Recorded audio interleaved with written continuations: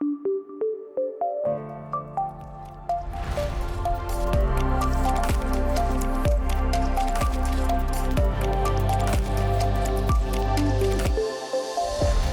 buenas tardes.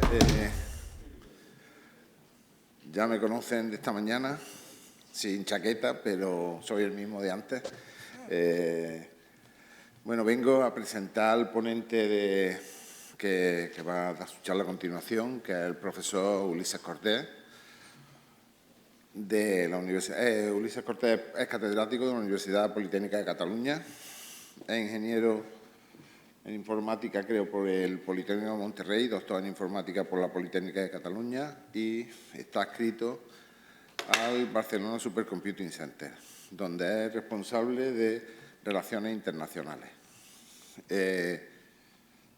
Ulises lleva ya en la brecha bastantes años como académico, lleva alrededor de 40 años en la academia y ha trabajado en múltiples aspectos de la inteligencia artificial, tanto en aprendizaje automático, sistemas basados en agentes, distintos tipos de modelado basados en datos y en los últimos años se ha especializado en cuestiones relacionadas con la ética de la inteligencia artificial. Y de eso es de lo que fundamentalmente va a hablarnos hoy, sobre cuestiones éticas, supongo que relacionado en el ámbito de la industria agroalimentaria también relacionadas con la inteligencia artificial. ¿De acuerdo? Entonces, sin más dilación, vamos a escuchar a Ulises, que... Tienes que hablar 3 segundos más hasta que yo consiga poner mi presentación. Bueno, yo voy a hacer 2 cosas. Espero que pueda hacerlo. Pues que no encuentro mi cable. Lo primero que voy a hacer es tomar el tiempo para hacer una...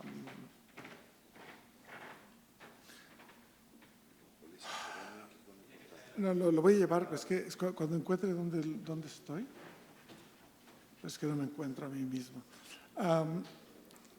Esta mañana oí 3 conferencias y oí 3 conceptos con los cuales no estoy nada de acuerdo.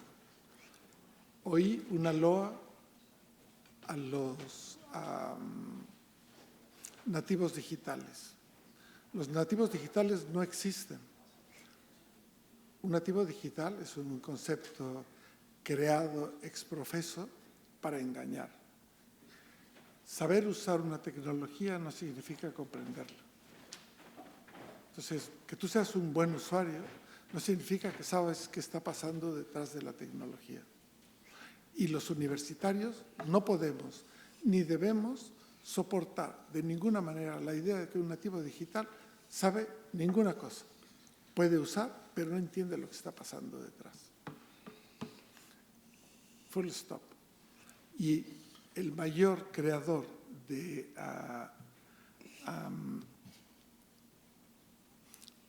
una diversidad digital es precisamente esa idea de engañar que alguien que usa entiende. Nunca un usuario ha entendido la tecnología y sobre todo la tecnología digital. Cuando detrás de la tecnología digital existe una máquina que es capaz de procesar datos y hacer inferencias sobre ella, pues el nativo digital está perdido porque lo único que hace es ser un productor de datos, pero no es un prosumer. No produce y consume datos al mismo tiempo. Y esto es algo definitivo. Olvidémonos de esta idea. La gente tiene que entender qué hay detrás de cada tecnología. Durante todas las generaciones de la tecnología, y ese es un problema que aparte viene digamos, inyectado en la sociedad por historiadores que no saben de tecnologías como el Harari. El Harari es un gran vendedor de libros, pero de tecnología sabe lo mínimo posible.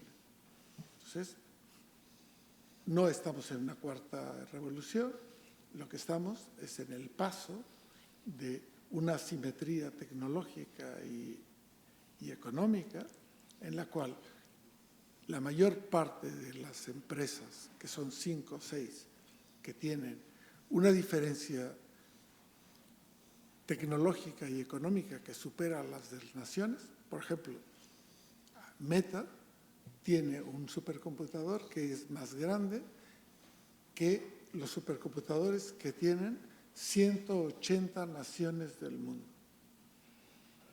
Entonces, entre ellas están las 40 principales de la OECD, están las 10 primeras de la OECD y luego Meta. Entonces, no nos engañemos. La tecnología es asimétrica, no tiene religión, tiene una ideología, y la ideología es la de la dominación. Los usuarios, cuanto más hábiles son y menos entienden la tecnología, pues los vamos a comer con patatas.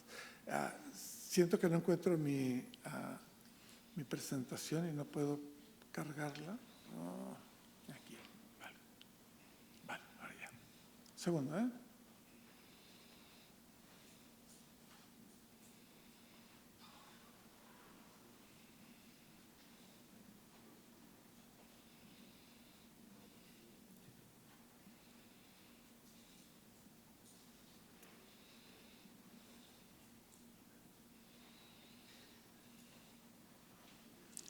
Y luego esta mañana también se dijo que no necesitamos que los usuarios sepan cuál es el origen y el final de sus datos. La GPRD europea ha cambiado el mercado de los datos. Somos dueños de nuestros datos. Los productores en cualquier campo pequeño de Andalucía o de cualquier región europea son los dueños de sus datos. No podemos dejar que haya compañías que sean dueñas de sus datos porque nosotros los producimos y ellos ponen el medio para capturarlos. Es simplemente obsceno. Creo que ya lo tengo aquí, a ver. Vale. Voy a dar antes dieron definiciones de inteligencia artificial que eran completamente erróneas. La inteligencia artificial no es una tecnología, es una disciplina científica. Y como disciplina científica tiene un único objetivo, es intentar identificar cuáles son los procesos que permiten replicar una inteligencia animal como la humana en un ordenador. Luego hay aplicaciones de tipo tecnológico que permiten que algunas de esas aplicaciones se puedan aplicar en determinados campos del conocimiento humano. En los últimos años, debido a un hype tecnológico y una necesidad de vender máquinas que nadie necesita, han aparecido términos como el Big Data, Deep Learning, Machine Learning, que ustedes todos oyen. Son irrelevantes para lo que vamos a explicar. A mí como científico me interesa saber cuál es el fenómeno emergente que produce la inteligencia y si esto se puede reproducir con una máquina. Es la misma idea de Turing, que con máquinas más potentes nosotros ahora podemos reproducir. El problema, y es un...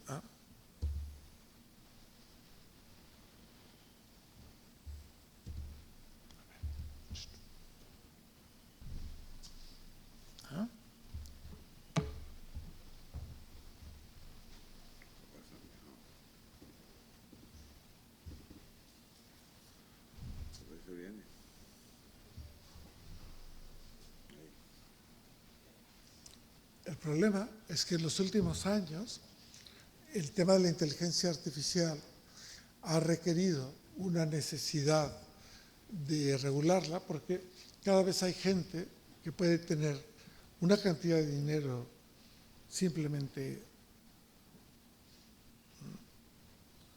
inconmensurable para utilizarla en su propio favor. Eso es una declaración que hizo Putin en la inauguración de un curso anual en un colegio de primaria en el año 2017.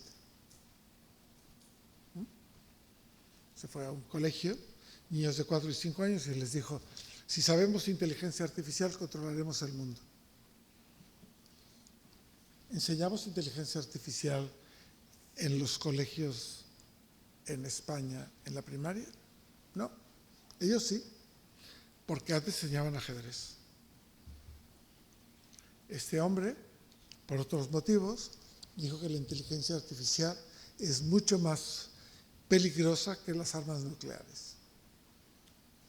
Las armas nucleares las llevamos 60 años intentando controlar, pero no las controlamos. Están allí. Nadie acusa a la física de construir bombas de neutronios, bombas atómicas o de hidrógeno. No.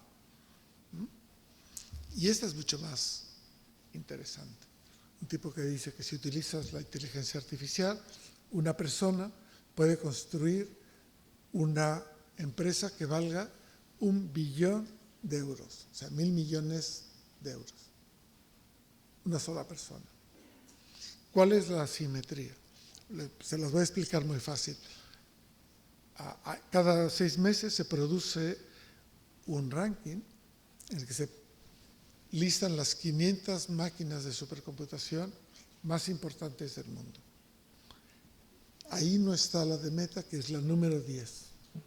Hay un individuo en el mundo que tiene más dinero para construir una máquina y pagar a la gente que la programa que 190 países del mundo. Esto ya les da una idea de la asimetría. Así es que la inteligencia artificial es para bien o para mal. ¿Qué vamos a hacer con ella? ¿Queremos construir una tecnología que sea buena per se para la sociedad o que sea una tecnología que de una manera sistemática lamine las posibilidades de tener una sociedad justa? Y tenemos que decidir. Si queremos ganar dinero, vamos para el lado, digamos, negro de la sociedad. Si lo queremos del otro lado, no vamos a ganar dinero, pero estamos en el otro lado. Es un balance. ¿Qué quieren ustedes? Si miramos el nivel de regulación en la Unión Europea, es una regulación enorme, incansable, inacabable, pues miren, solo hay 50 leyes para el Consejo de Europa, 71 para la Unión Europea, 10 para la OSD, una para la UN, las Naciones Unidas, que es la de UNESCO. Y no todo el mundo la ha aceptado. Esto significa que hay 284 posibles soluciones para regular la inteligencia artificial. Y ninguna es compatible con la otra. Así es que lo que hemos decidido en Europa es hacer una cosa muy complicada. Decimos, la inteligencia artificial es una tecnología de riesgo. Si aceptamos que queremos desarrollar cierto tipo de riesgos, tenemos que legislar el riesgo al que estamos decididos a aceptar. Todo el mundo toma riesgos todos los días al tomar decisiones. ¿Cuál es el nivel de riesgo que queremos? Y hay 4 distintos vectores. Uno es el del entorno, el medio ambiente, el otro es el de la gente individual, el otro es de la sociedad y finalmente uno de tecnología global. Una cosa es cómo me afecta en el consumo de agua, de energía. Otro es cómo me afecta a mí como individuo, cómo me afecta como comunidad y otro cómo me afecta tecnológicamente. Es decir, a quién le pago por utilizar esta tecnología. Y esto es un fenómeno geopolítico. Durante la reunión de la última antes de la comida, oímos hablar de ChatGPT. ChatGPT, cada copia individual cuesta 2.000 euros. ¿Sí? Vale. Cada una de estas copias que ustedes utilizan, ¿cuántas veces utilizan ChatGPT? Vale. Cada uno tiene 2.000 euros en su ordenador, que es como comprar un coche de segunda mano. ¿cuántos de ustedes han pasado un examen para utilizarla? ¿No? Ni técnico, ni práctico, ¿verdad? ¿Cuántos de ustedes han llevado una L de usuario durante un año? ¿Verdad que no? ¿Por qué lo usan?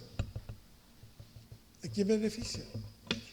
Cada 10 minutos que ustedes lo utilizan, cuesta medio litro de agua potable. Si hay 100 millones de usuarios, hagan las cuentas.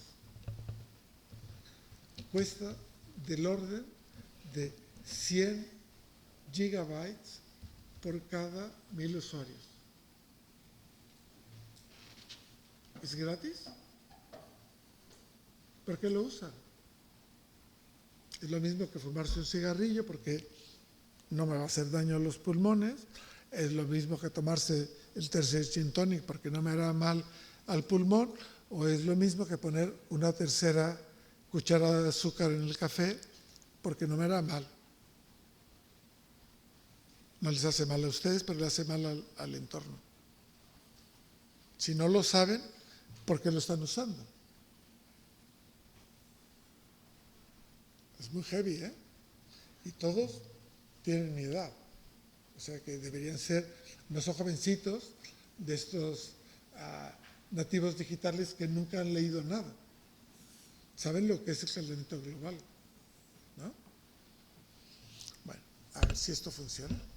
Entonces, claro, si todos lo usamos, queremos un estándar de facto y los defensores de los nativos digitales quieren un estándar de facto de que es bueno usar para aprender a usarlo, pero no sabemos por qué ni para qué.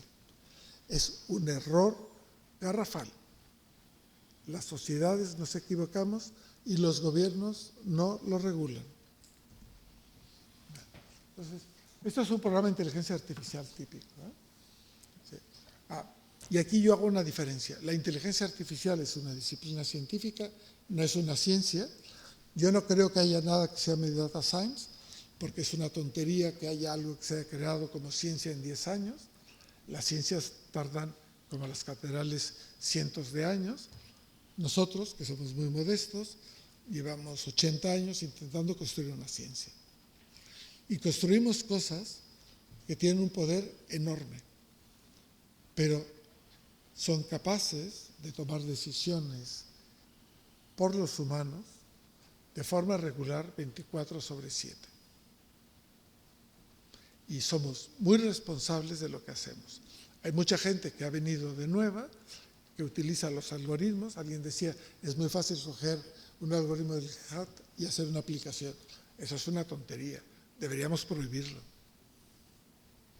Tenemos que estar seguros que alguien que hace un programa, como cuando alguien construye un puente o construye una planta industrial, sabe lo que está haciendo. Olvidémonos de que está bien que el Open Science sea Open Science. Es una tontería.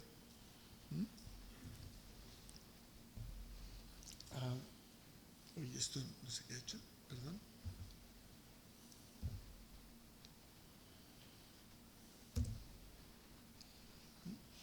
Bueno, me voy a meter en el tema que yo no conozco, que es el de la salud. Encontré, al intentar prepararme esta presentación. ¿Cómo podemos hacer sostenible alimentar a 10 billones de personas en el año 2050? From farm to fork, en el año 2050. Bueno, pues miren, esto es lo que dice la gente de inteligencia artificial. La inteligencia artificial lo hará. Es una promesa vacua. ¿Cómo lo va a hacer? Cogiendo datos. ¿De dónde? De todas partes. ¿Qué importa? No sabemos por qué. Sensorizaremos todas las acciones que hacen todos los campesinos en todo el mundo y lo haremos mejor. Y todo el mundo está feliz de que localmente puede construir una solución muy buena.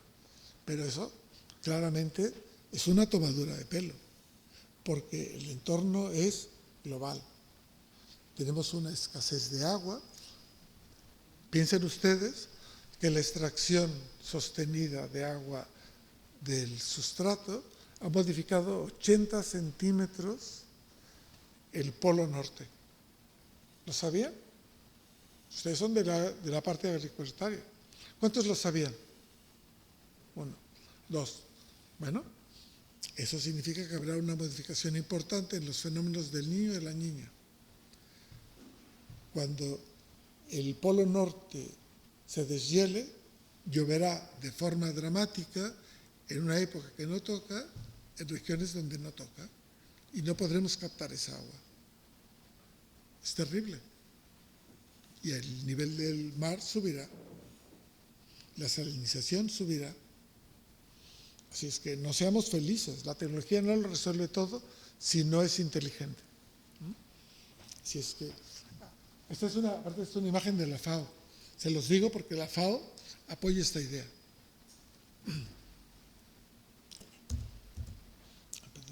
A mí me gusta mucho esta imagen porque lo que ven ahí ustedes es una mazorca. Si realmente queremos utilizar las herramientas de inteligencia artificial para eliminar las plagas, ustedes, o nosotros los mexicanos, yo soy mexicano, jamás comeríamos huitlacoche. ¿Cuántos saben qué es el huitlacoche? ¿Todos? ¿Huitlacoche, no? Es un hongo maravilloso que se comen las mazorcas de maíz. Y nosotros, los mexicanos, lo esperamos como lluvia en abril. Porque cuando te lo comes es una de las mayores delicatessen. Si el camarada que estuvo aquí nos vende su idea que se va a comer cierto tipo de cosas que invaden los animales o las plantas, pues yo no lo quiero, porque yo quiero huitlacoche, me lo quiero comer. Es delicioso, les invito a que coman huitlacoche. Y hay muchos invasores de muchas plantas que nos comemos. Así es que no es cierto esta idea de que con la tecnología lo vamos a resolver todo. Es cierto que podemos guardar agua, que podemos guardarla y podemos hacer cierto tipo de cosas, pero ¿a qué precio? ¿Alguien ha pensado el día después? Si no lo piensas el día después, la efectividad de hoy no es para mañana. La inteligencia artificial es una herramienta, pero no es una panacea. Solo llevo 40 años trabajando en el tema, como el profesor.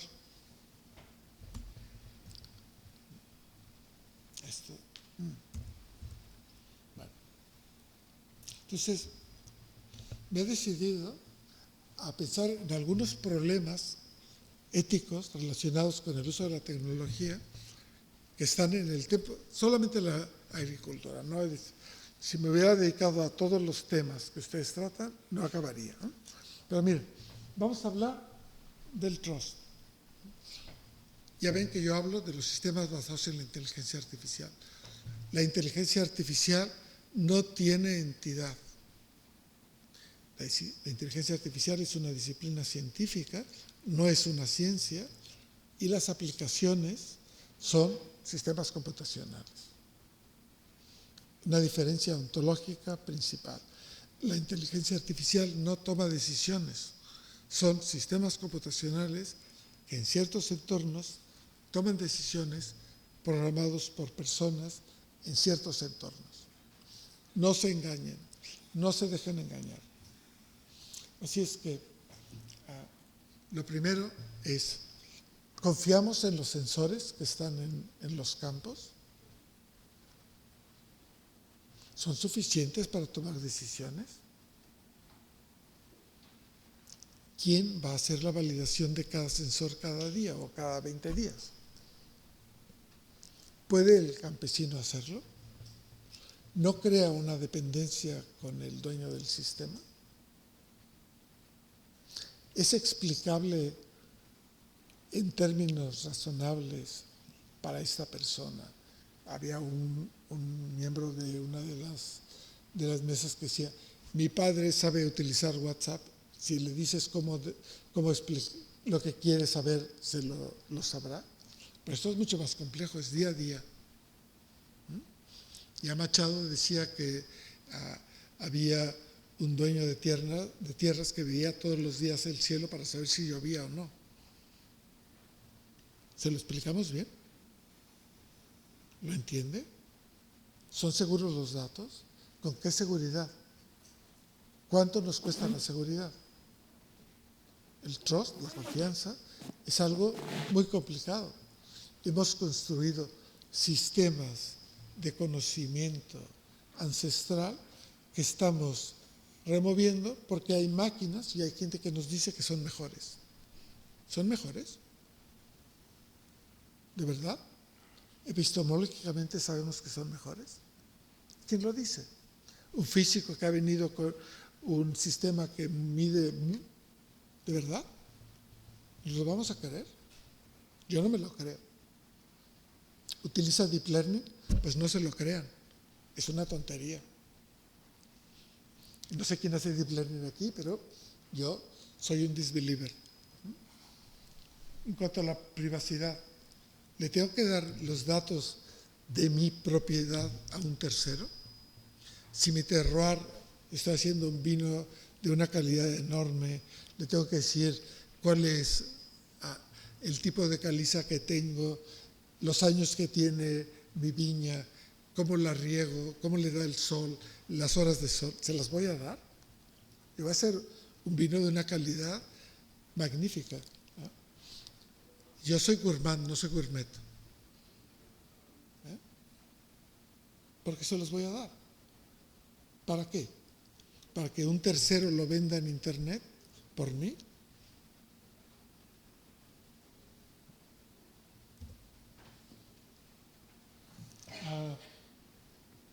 Realmente no será que crearemos un divide en el hecho de que alguien que tiene mucho dinero conseguirá mejor tecnología y entonces la gente que tenga menos acceso tendrá menos calidad, aunque tenga mejor producto. No estamos haciendo eso. ¿Por qué queremos? Si tenemos un Estado que quiere proteger Europa, no solo España, que quiere proteger la calidad de nuestros productos y la validez de nuestros productos, ¿no debería protegerla como protegemos la propiedad intelectual? Eso es lo que es la denominación de Origine, ¿no?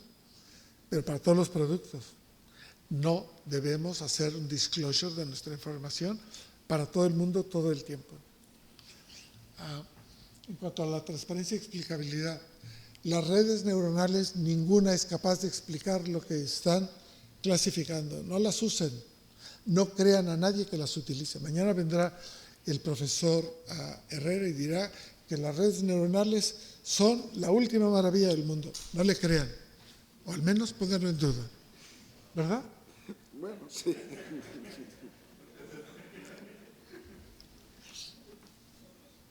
Ya lo sé. Esto es jugar con información. En cuanto a la responsabilidad, realmente las empresas que tienen Deep Learning y esas tecnologías, ¿son justas? ¿Verdad que no? Monsanto quiere vender sus semillas a la gente que las quiere. Yo tengo casa en Illora y al lado de Illora hay Villanueva. Y hay una carretera que divide a los terrenos que tienen Monsanto y los que no los tienen. ¿Realmente podemos asegurar que no habrá un inbreeding? ¿Verdad que no? Al final todos nos comeremos lo de Monsanto y sus tecnologías. ¿Realmente lo queremos? Espero que no haya aquí nadie de esas empresas, pero es que a mí me tocan las narices que su asimetría tecnológica y política de alimentos nos cambie la forma de vivir. Un muy buen amigo mío es un defensor de las variedades de manzanas en Inglaterra.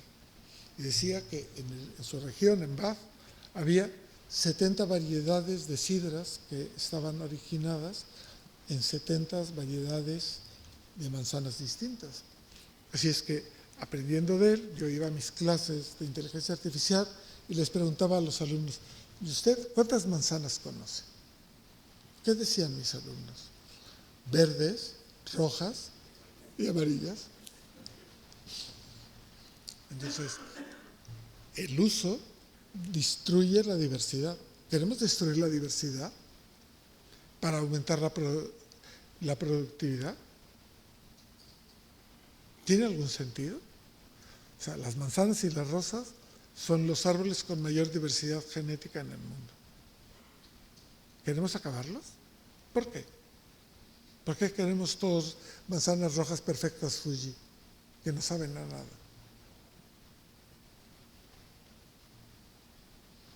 Yo soy de inteligencia artificial, no soy de su campo. Bueno, claro, alguien que tiene la tecnología y tiene el dinero puede ser poco escrupuloso a la hora de imponer un cierto tipo de tecnología para generar un cierto nivel de calidad en la producción. Y aparte te venderá el tipo de máquina que tienes que utilizar y te obligará a acabar con las diversidades de terreno y de riego que tú tenías. ¿Tiene sentido? Entonces, no crean que la tecnología es algo bueno. Si ustedes son unos grandes inversores y quieren llenar todos los estantes de una gran superficie, háganlo. Pero si lo que quieren proteger es la biodiversidad y por lo tanto lo que tenemos como herencia biológica, acábenlo. Tengo una discusión enorme con un familiar de 40 años por el monocultivo del olivo en Andalucía. Es increíble, tú cuando llegas, yo soy mexicano, cuando llegas aquí y ves los olivos todos, dices, ¿y qué ha pasado con los otros árboles? ¿Qué ha pasado con la biodiversidad? Tenemos que hacer un balance ecológico. Bueno, finalmente les haré 3 preguntas más. Primero, los agricultores europeos envejecen, son caros, saben mucho y por otro lado no hay una manera razonable de reemplazarlos. Si la respuesta es tecnológica, nos hemos cargado el campo tal y como lo conocemos. Es verdaderamente una estupidez. Yo no estoy hablando del divide digital, vamos a poner gente que haga nuevas, esto de Harari, que es un bobo total, pero vende muchos libros. No debemos dejar que nuestros trabajos tradicionales desaparezcan. Tenemos que mejorarlos. Tenemos que encontrar nuevos incentivos para que los jóvenes se encarguen del campo, que lo hagan de mejores maneras, respetando la tradición. Hace muchos años, y antes se lo contaba a un amigo que anda por aquí en la sala, a Carlos Bonsoño, que es un poeta miembro de la Academia. Yo participaba en un curso de español para extranjeros en el año 80 y un americano le preguntó, ¿cuál es la diferencia entre civilización y tecnología? Y Bonsoño dijo una frase que me quedó grabada en el corazón. La diferencia es la que hay entre tu lata de Coca-Cola y mi vaso de vino. Nosotros somos civilización, no somos tecnología. ¿Qué nos importa que un alemán haya inventado la tecnología? La civilización se basa en un conocimiento concentrado que pasa de generación a generación. Si lo podemos acelerar con la computación y con la inteligencia artificial, qué bueno, pero no es necesario. Tenemos un problema que es ético de grandes magnitudes. ¿Pueden los robots, porque nuestros granjeros y nuestros agricultores son viejos, reemplazarlos? Sí. ¿A qué precio pagarán estos robots impuestos suficientes para pagar a la gente que vive en el campo y no perdamos el campo? Si no lo hacen, eliminemos los robots. Y lo dice alguien que lleva 40 años en la inteligencia artificial. Si no pagan impuestos los robots que están en el campo, no los queremos para nada. Solamente benefician a los grandes inversores. Y finalmente, tenemos un problema del agua. El hecho de que tengamos robots haciendo cosas y programas que aprenden a hacer cosas significa un consumo enorme de agua. Si ustedes hablan con ChatGPT 10 minutos, cuesta medio litro de agua y alrededor de 150 watts. Hagan los cálculos, 100 millones, hagan las multiplicaciones, multiplíquenlo por la tasa de España y sabrán lo que cuesta.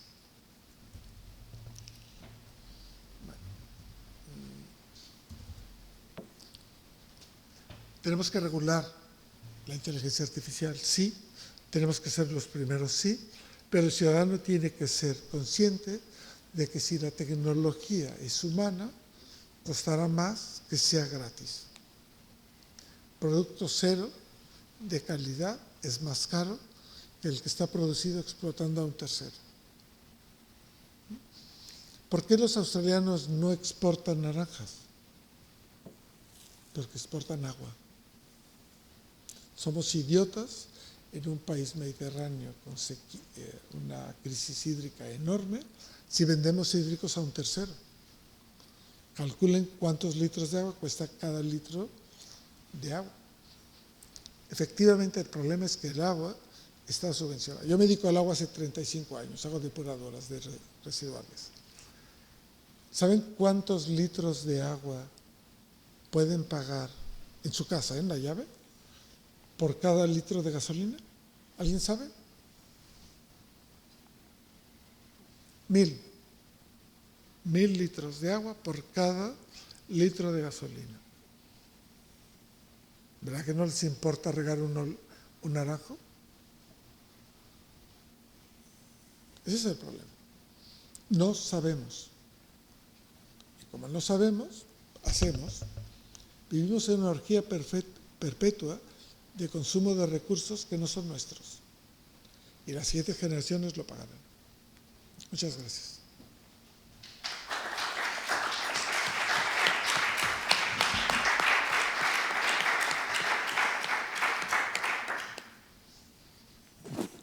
Muy bien, pues ¿alguna pregunta? ¿O algunas? ¿Le podéis acercar el micro, por favor?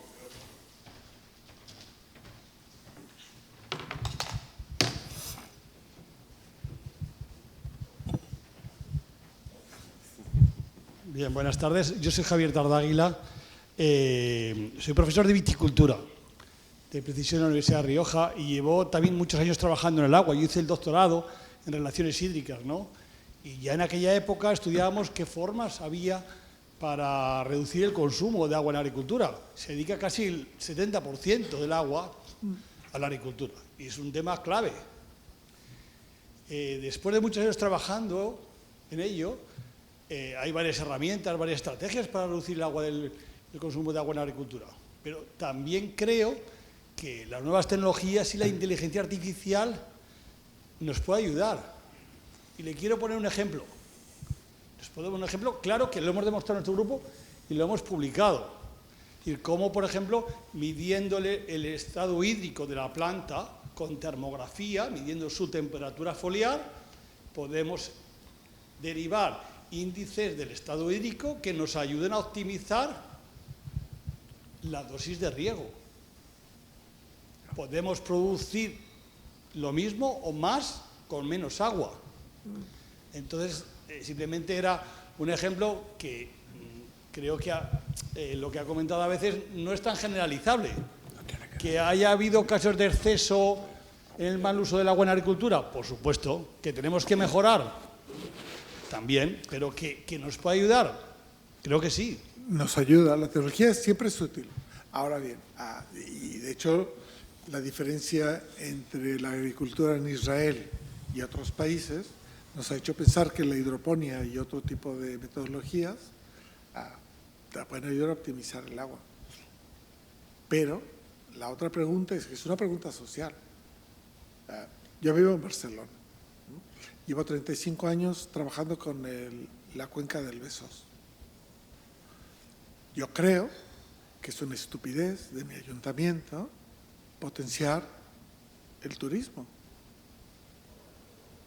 porque cada turista gasta el doble de agua que gasta un ciudadano normal. Y cuando lo explico de la siguiente manera. Yo tengo casa en Illora. Yo puedo invitar a todos los ciudadanos de Illora a desembarcar cada día en un crucero, que beban cerveza a 1/3 de lo que se los sirve en Illora, sin tapa, porque en Barcelona, ya sabes, no sirven tapas, y el consumo hídrico que tiene un turista medio que no pernocta en la ciudad y que el dinero fundamentalmente se va a 1/3, nos cuesta a los ciudadanos de Barcelona un 50% más de consumo de agua, más una ronda de limpieza, más una ronda de seguridad que nosotros pagamos. Entonces, es evidente que hay un trade-off entre economía y agua, y claro, es muy distinto el agua en el campo que en la ciudad. Y claro, en el campo tú puedes hacer cosas muy particulares porque son entornos cerrados. Nadie te va a robar agua a un campo o a un regadío. En las ciudades tienes un 30% de pérdida digamos, de base solamente en las conexiones. Y eso ya se sabe. Entonces, de cada 10 litros yo pierdo 3. En el campo es distinto. Pues yo entiendo lo que te oí cuando lo explicaste y me parece genial. No es muy distinto lo que hacen los israelíes. Y para el campo está muy bien. Pero lo que tenemos es un sistema mucho más complejo en el que tenemos ciudades de gran nivel como Barcelona, ciudades pequeñas, y el 70% de la superficie del mundo, digamos, culturalizada, que está dedicada al campo. Y tú hablabas antes del vino. Imagínate que habláramos del arroz. El arroz requiere unas cantidades hídricas que no son fácilmente controlables. Con cierto tipo de cultivos, como es los cítricos en general y otro tipo de frutas de estación. El maíz. Sí. Claro. Claro. Eso. Pero eso está controlado, nadie va a entrar contigo. En la ciudad la competición es otra. Y cuando tienes ciudades que comparten riego, o sea, que tienen una parte rural y una parte industrial, la cosa es distinta. Nosotros lo que pensamos para Barcelona, que es mi caso, es que la ciudad debería cortar, pero de tajo, todos los cruceros. Porque cada día llevamos 2 Illoras, que son 10.000 habitantes, a beber cerveza. Y es carísimo. No lo podemos soportar. Pero hay intereses políticos que dicen que esto sería muy bueno. Pero claro, ¿qué quieres? O sea, yo tengo muy claro, tener una economía razonable con el entorno requiere que el ciudadano sepa que tendrá que pagar más impuestos y que tendrá que tener una calidad de vida más reducida, pero mucho mejor que la de alguien que vive en el Caligari. Pero nadie se lo explica.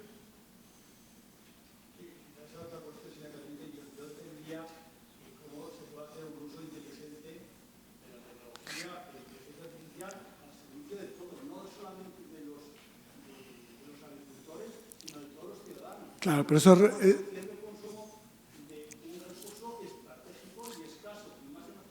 Tú requieres, entonces, un gobierno local. Hay una Secretaría de Estado para la Digitalización y la Inteligencia Artificial que es un zombie, porque hay 17 legislaciones distintas para el agua, tú lo sabes bien, en el Estado.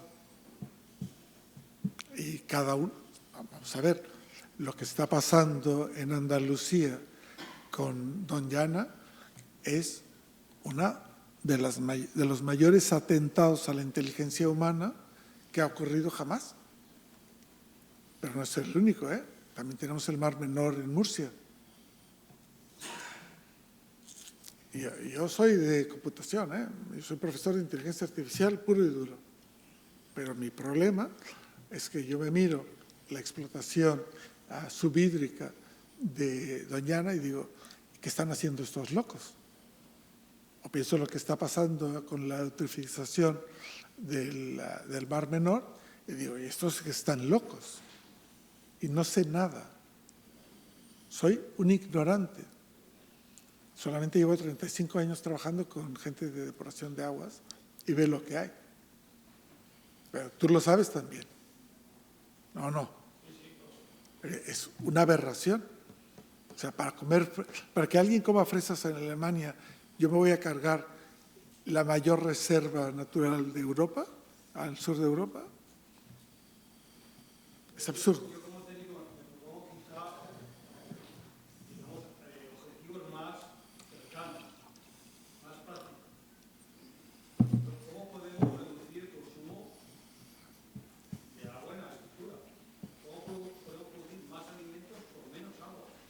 Ya, pero ese es un... Claro, esa es una de las dimensiones.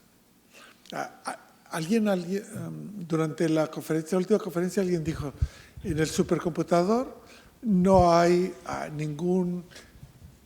Yo soy el responsable de inteligencia artificial del Centro Nacional de Supercomputación. Y durante la conferencia, antes del final de la comida, alguien vino aquí y nos dijo que no hay ningún proyecto. Bueno, tenemos como 25 proyectos de agua. Trabajamos en el problema del agua, porque el problema del agua es un problema a largo plazo. España es uno de los países con mayor riesgo hídrico de Europa y del mundo, porque tenemos un nivel de vida que no nos merecemos porque no cuidamos el agua. No la cuidamos. Es muy barata, está súper subvencionada. Y sí hacemos cosas. Ahora bien, no hay una intervención, porque no puede haber una intervención global porque está distribuida en 17 autonomías. Ese es un problema global. Los americanos no lo tienen, dicen Mississippi. Los americanos dicen el Amazonas. Se lo comen con patatas, una sola ley, un solo modelo. Ya nos gustaría, tenemos todos los datos. Hay una cosa que alguien dijo, es que no tenemos los datos. Tenemos datos para dar y para vender. No nos hacen falta datos climatológicos. Sabemos que la desertización de Andalucía y Extremadura es la más veloz de Europa. Full stop. Pero a los políticos no les interesa bastante poco.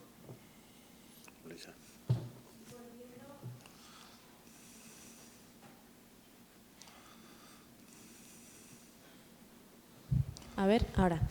Volviendo a la inteligencia artificial, ¿crees que puede haber un riesgo de sobreregulación por hacerlo deprisa y corriendo por el pánico que está generando la situación? Ni hablar. ¿No? No. Al contrario, vamos demasiado lento.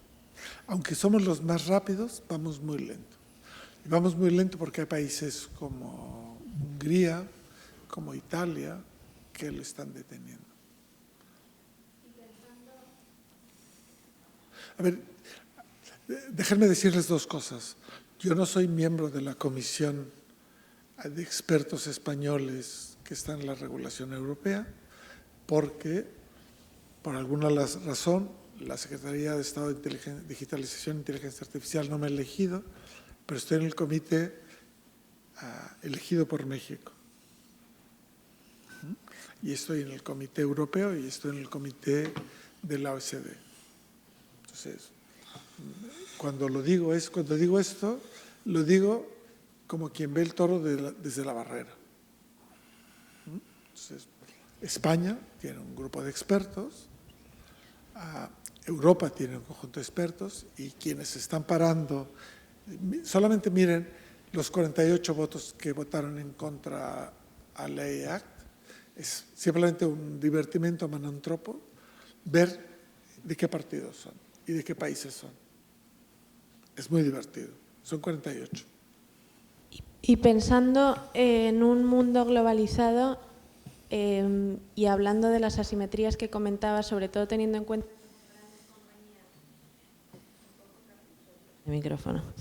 esas grandes compañías que en su mayoría son estadounidenses. ¿Y chinas? Sí, bueno, hablaré sin micro. Sí.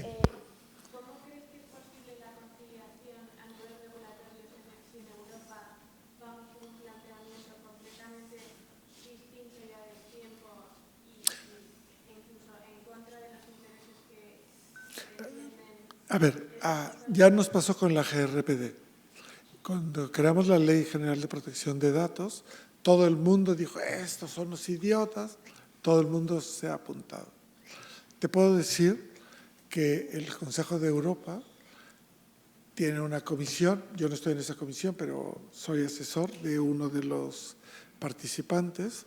Hay 3 países que participan como observadores, que son México, Estados Unidos y Canadá, y la van a aceptar. ¿Por qué? Porque Europa más Canadá más Estados Unidos más México son un mercado equivalente a China más India. ¿Ha quedado claro? ¿Qué escenarios se plantean esas situaciones? El problema es ¿por qué no tenemos a los chinos? Yo no lo tengo muy claro.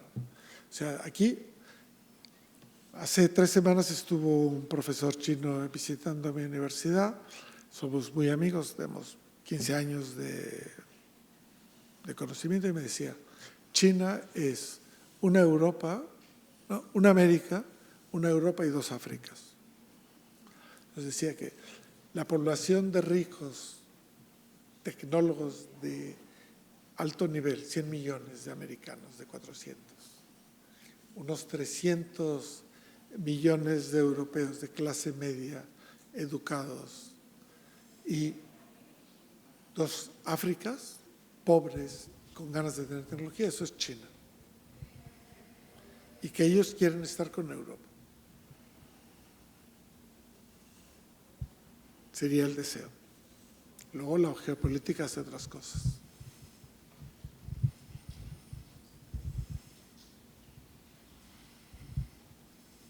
Buenas tardes. La charla me genera algunas controversias, ¿no? En el sentido, ¿Solo una? Unas pocas, ¿no? Y bueno, y además creo que es parte del objetivo, ¿no? ¿Vale? Pero has hablado de los datos personales, ¿no? Y de la propiedad de ellos y de la limitación al uso de ellos. ¿Esa limitación debe seguir existiendo cuando se busca un bien común o social?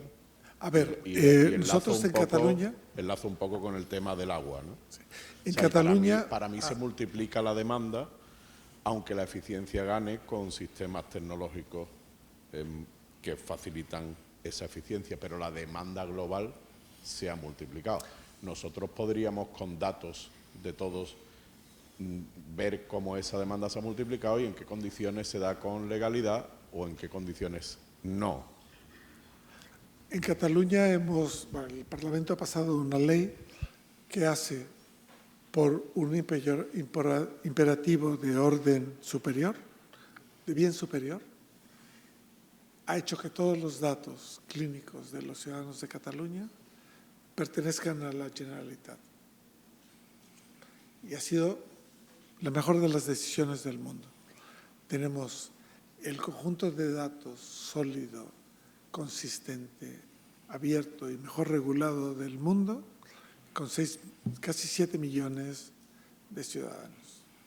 Los del agua son más complicados. Los del agua y la electricidad. Te voy a contar una historia. Yo tengo una casa en un pueblo de Andalucía, en Íllora. Yo sé que si yo hiciera data mining de los datos de electricidad, encontraría cuáles de cada 10 casas de Íllora están produciendo marihuana in-house. Y esto es extensible a casi cualquier población del sur de Andalucía. Tal como está construida la Ley General de Protección de Datos, no lo puedo utilizar.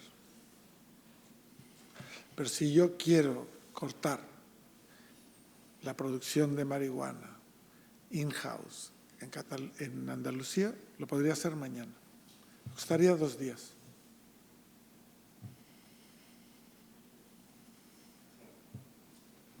¿Te dice algo?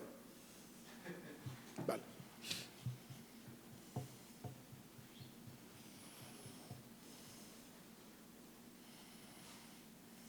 Estamos hablando de agricultura.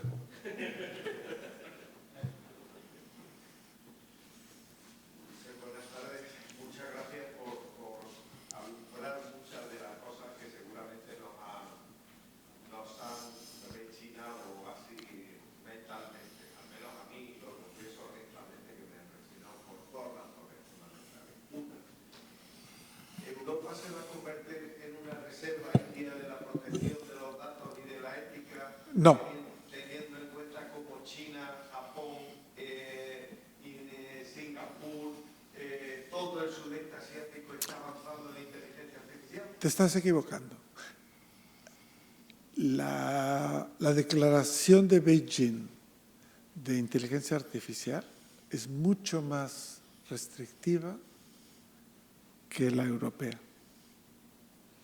Entonces, si sumáramos a China y a la Unión Europea, aquí el problema es India. Los americanos son irrelevantes, porque son solamente 400 millones de personas. Este es un problema de... Había alguien en la conferencia anterior que hablaba del Big Data. Cada vez que ustedes digan Big Data, piensen que IBM gana dinero. No lo digan. Cada vez que dicen Data Science, están diciendo un estropicio, porque las ciencias se construyen a lo largo de centurias. No puede existir nada que sea una ciencia que se haya creado en los últimos 15 años. Es una venta de mercadotecnia como puede ser la Coca-Cola. Entonces, volviendo a lo tuyo, no. Todo el mundo está muy interesado en proteger los datos ciudadanos.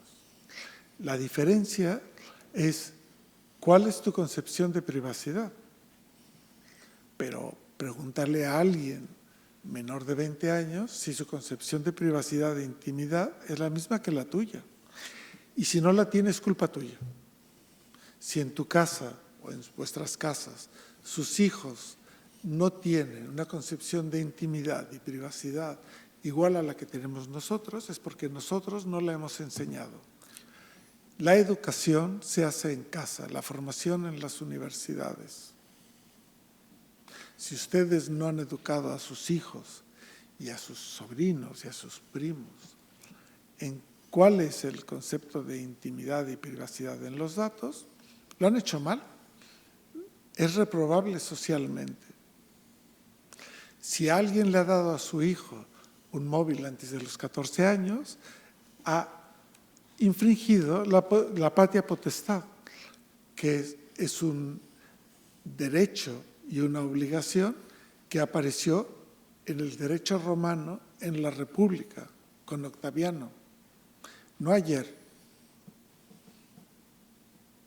Así es que no le den teléfonos a sus niños porque no tienen capacidad para entender la tecnología. La tontería de ser un nativo digital viene de eso, que ustedes les han dado un móvil y saben cómo utilizarlo, pero no entienden qué está pasando, cuáles son los datos, si los oyen, si no los oyen, la privada, nada. Ya saben que en Cataluña, pero seguramente en el resto de España también, hay una correlación directa entre asaltos sexuales y uso de pornografía.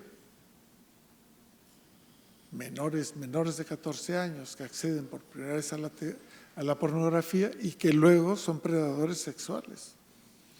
Eso no es culpa del niño, es culpa del adulto que le ha dejado la herramienta.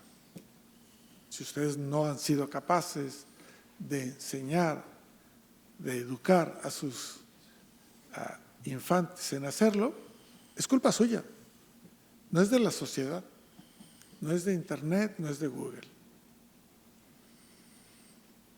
Y esto es un problema social. Con el pueblo del que hablo, yo siempre tengo un problema. Y eso es un típico problema de Andalucía.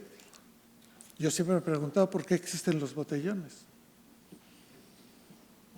Un botellódromo es un oxímoron, porque si alguien menor de edad puede acceder a un botellódromo, hay alguien que está fallando, o el padre o el Estado.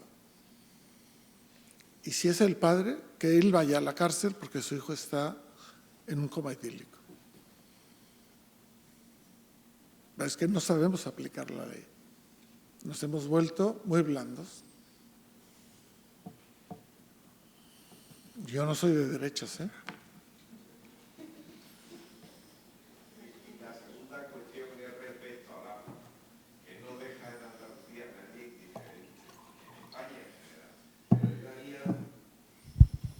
Yo con respecto al agua haría dos cuestiones que creo que tú tienes presente, porque claro, la desertización no acaba en el Peñón de Gibraltar. La desertización es toda la franja del África sahariana que llega, en este momento, llega pues casi al medio oeste, hasta Afganistán, por así decirlo. Con lo cual, todo esto obedece a los efectos del cambio climático y obedece a una situación que está cambiando el mercado de las materias primas, incluso, de forma que Francia vende su cebada a los países del norte de África y le compra a Canadá de mejor calidad su grano, por ejemplo. Entonces, creo que la legislación hay que contemplarla a nivel global. Es decir, estamos entrando en un momento en el que nos estamos jugando muchas más cosas con respecto al tema, porque además va a haber un escalón de países de África y Europa, por ejemplo, en cuanto que se va a hacer más grande todavía el gap de la pobreza. Y la siguiente cuestión que te quería comentar es que España desde el año 2001 tiene un plan hidrológico nacional hecho antes de que apareciera Internet, con todavía hojas en blanco y negro del plan hidrológico nacional, que no había ni un dato digitalizado cuando se hizo. No sé, ¿qué opinas tú de esta situación cuando hablamos de inteligencia artificial con la gestión del agua, ¿no? A ver, el problema del agua, yo creo que la gente no se lo toma en serio. Porque, ¿cuántos de ustedes saben cuánto cuesta el agua? Antes de que yo dijera que 1 litro de gasolina es equivalente a 1000 litros de agua, puesto en casa y me llevo el agua sucia, ¿cuántos lo sabían? Son gente educada, es decir, formada, que ha ido a la universidad y tiene algunos incluso trabajos empresariales. ¿Lo sabían? Pues imagínense la clase media. Ese es el problema. El problema es que hacemos cosas por el bienestar, pero no los explicamos bien.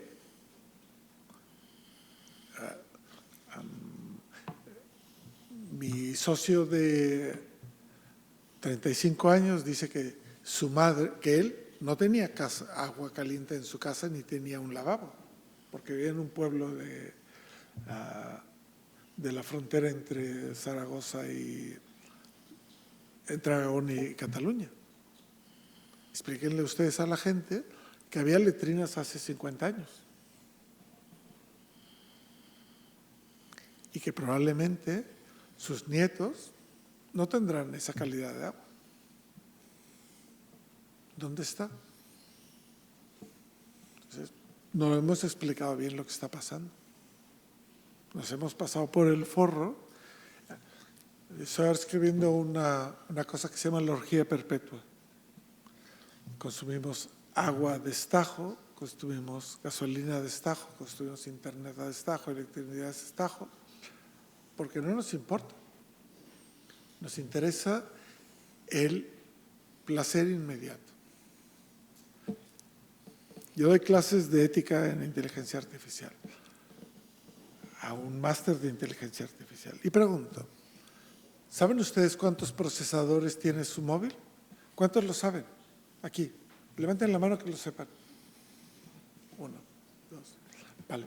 ¿Cuántos de ustedes los han programado?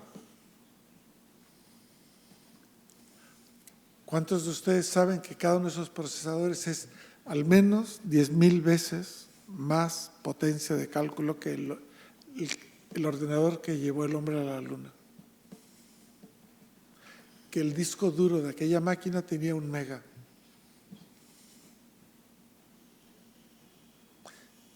¿Quién está utilizando el resto del procesador que ustedes utilizan?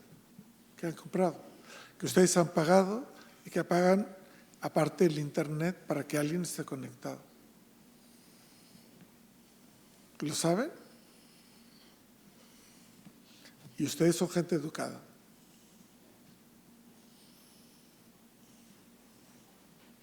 Pues eso. Es una orgía perpetua. Da igual. Me da igual beberme un agua San Pellegrín en cualquier restaurante o cualquier otra agua que traída de cualquier punto del mundo cuando puedo beberla local. Un vino argentino en vez de beberme un vino en rama local. ¿Quién lo paga? Who cares? Una orgía perpetua, placer instantáneo.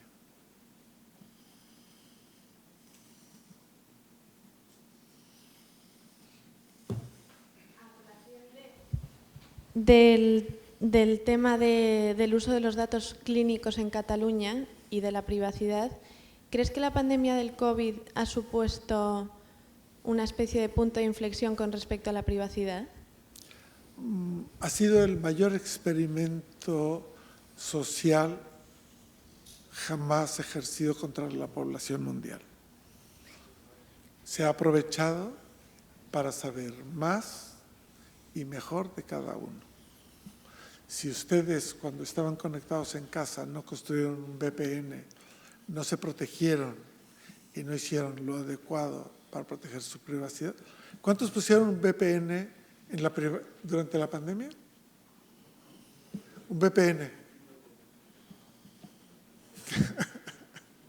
¿Ven? Pues ya está. Todos los datos otros fueron compartidos. ¿Cuántos de ustedes llevan una cámara de Faraday en su teléfono? Yo la llevo. Una cámara de Faraday, para que mi teléfono no sea intervenido por cualquier señal.